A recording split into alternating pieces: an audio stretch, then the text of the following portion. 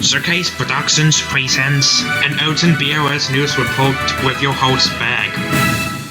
Good evening everybody, and as I'm reporting this, there are protests in the US Capitol right now in Washington DC, from what I've heard. These protests are about the result of the 2020 presidential election and support President Trump's demand for Vice President Mike Pence and the United States Congress to reject Joe Biden's victory. At first, they gathered for the Save America rally, a planned tent on the ellipse where attendees heard speeches from President Trump and Rudy Giuliani.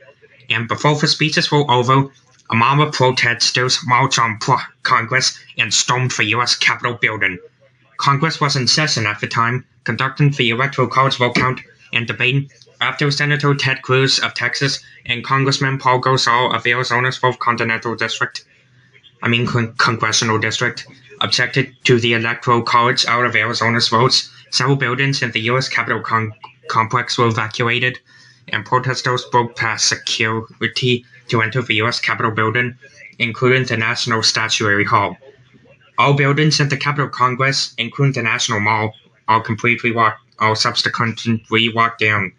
There were also reportedly an armed standoff at the doors to the House chambers, and a person was believed to be shot within the Capitol building and has been reported to be in critical condition. At least one improvised explosive device was reported to have been found on Capitol grounds, and another just blocks away at the headquarters of the Republican Party. Trump initially denounced Pence and his deputy as failing to do what should have been done to protect our country and our Constitution, despite having no constitutional power to reject Biden's victory. At around 4:22 p.m. Eastern Standard Time, Trump urged his supporters to go home in peace. Despite me being a Republican supporter, this is not what I want to see in America. This is, in my opinion, like the next American Revolution, or the next coup d'etat in America.